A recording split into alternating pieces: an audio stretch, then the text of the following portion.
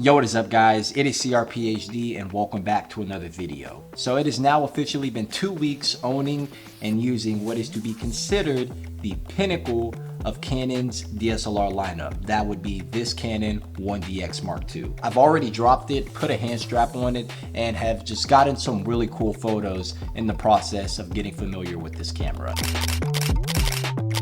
But can this 8-year-old DSLR hold its own against modern mirrorless cameras of today?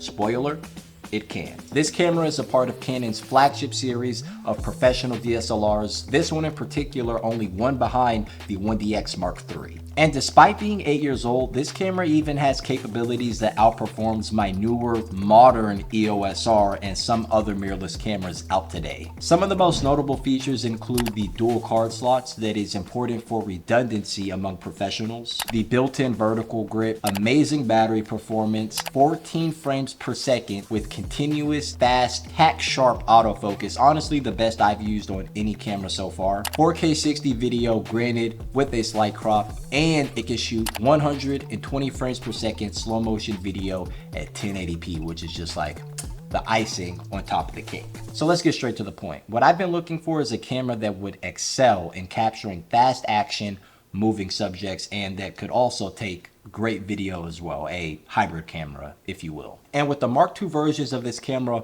originally costing $6,000, and finally coming down to a much more attainable price of just a little bit over $1,000, I figured this would be the perfect candidate for the job. So I've already gotten pretty familiar with the camera so far. That is going to be an added benefit of just being a long-time Canon user. A lot of the buttons, menus, and the layout is pretty similar across Canon cameras, so that was pretty nice. This camera has two helpful displays along with the main one. The first one being at the top, the other one being at the bottom, and they're great just for seeing quick information at a glance. They can also be illuminated whenever in darker environments. This camera is built with a magnesium alloy frame and feels incredibly sturdy in the hands, and since this is part of the 1DX line of cameras, it features incredible weather sealing as an added benefit, so this camera is ready for even the most demanding of weather environments. The only part that feels cheap about this camera, and I am being like super nitpicky here, would be this viewfinder eyepiece that kind of just jiggles around a little bit, but that is pretty much it. I honestly would feel bad for the concrete that this thing falls on before the camera itself. And speaking of which, I actually did knock it off of my tripod on accident. It did get a few nicks on the side, but it still works flawlessly, and you really can't even tell that they're there. So call it a unplanned drop test, if you will. The only drop test that I do on my channel. The only con that I can say about this camera's body is the fact that it is heavy, and it's heavy even without a lens. Just the body, the battery, and the cards installed are roughly about 1,500 grams, and like I said, that's before you put lenses on this thing. And that's also exactly why I put this hand grip on the side to help minimize the fatigue that you would normally get for shooting with long periods of times, especially with like heavy setups. So this has definitely been a lifesaver. Also keep in mind though that a little bit of extra weight can help with stability, so there's a bit of a give and take relationship there. So this Canon 1DX Mark II features a full frame 20.2 megapixel CMOS sensor, and honestly the first time that I took this camera out, I was blown away. Not just by the quality of the photos, but more specifically how fast the autofocus was in conjunction with the burst rate that I was able to capture with. It was like nothing I've used before. 14 frames per second almost felt like too much, but having this type of capability in a camera paired with its fast autofocus is probably the closest that I'll ever get to never missing that once in a lifetime shot at this price point. The only other thing that I wish that this autofocus system had would be the ability to track an eye, otherwise known as eye autofocus, and that would have really been the icing on top of the cake here, but I think that's only reserved for mirrorless cameras, if I'm not mistaken. And I know you've probably heard this a million other times, but Canon's color science is just so damn good, and this camera is no exception. Now I'm speaking for the raw photos here. They look natural, they grade beautifully in Lightroom, and for a 20 megapixel sensor, there's still a surprising amount of detail. While it's not going to be anything compared to my EOS R's 30, which would allow for much more aggressive reframing. If you take all that into consideration before the final shot, you can still get away with some slight cropping with the 20 megapixels here on the 1DX Mark II. Now, I'm not going to get into all the photo specific nitty gritty settings and features that this camera has to offer, because trust me, there is a lot, but just know that that customization is there.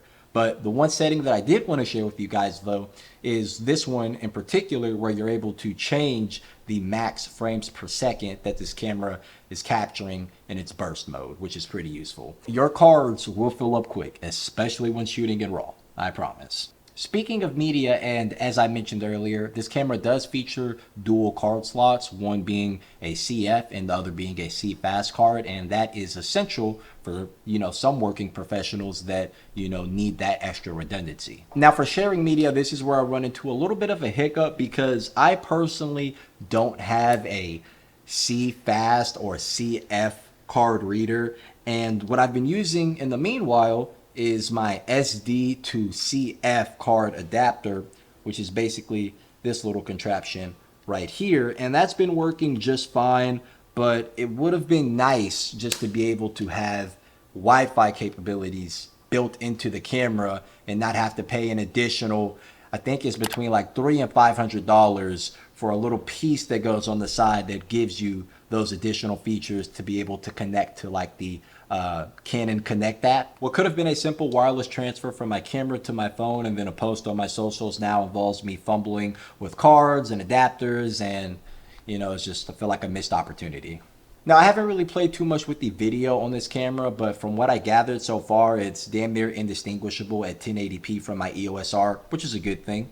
I don't personally shoot that much 4K or 1080p 120, but having those capabilities in the camera makes all the difference in me feeling confident in knowing that I can shoot or capture whatever comes my way. One feature that I definitely did miss when shooting with this 1DX Mark II was a flip out or an articulating display like on my EOS R. It is just so helpful whenever trying to get that odd shot at a very high or low angle, and then it's also just useful for whenever wanting to frame yourself properly for if you're vlogging or things like that. So it's just pretty unfortunate that it couldn't be implemented in this camera's design.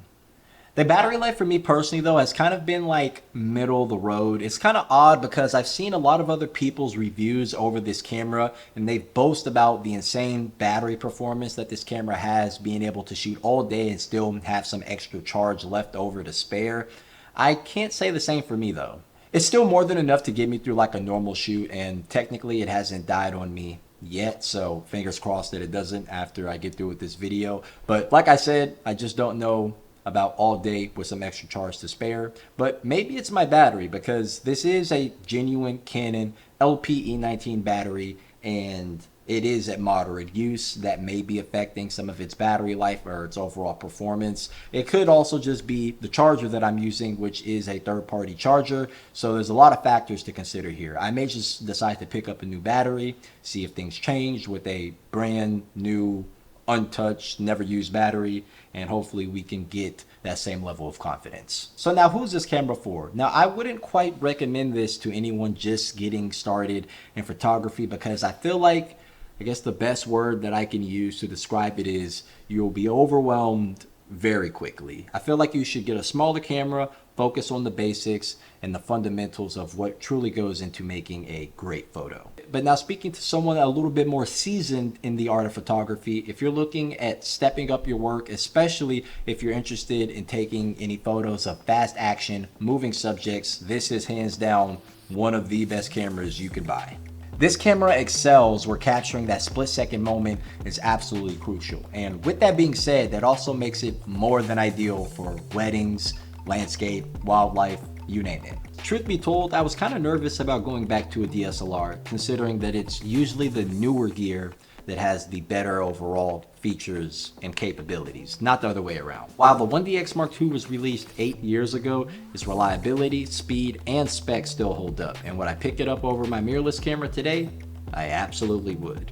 And if it wasn't clear, this will be my everyday carry camera going forward, and my EOS R will just be now like a secondary B cam, or strictly for like YouTube shorts, just to have it set up like how it is over here right now. You guys can't see it though. But with that being said, thank you guys as always for watching. I really appreciate it. Like this video if you liked it, subscribe if you want to see more, and be sure and stay tuned because the next video is right around the corner.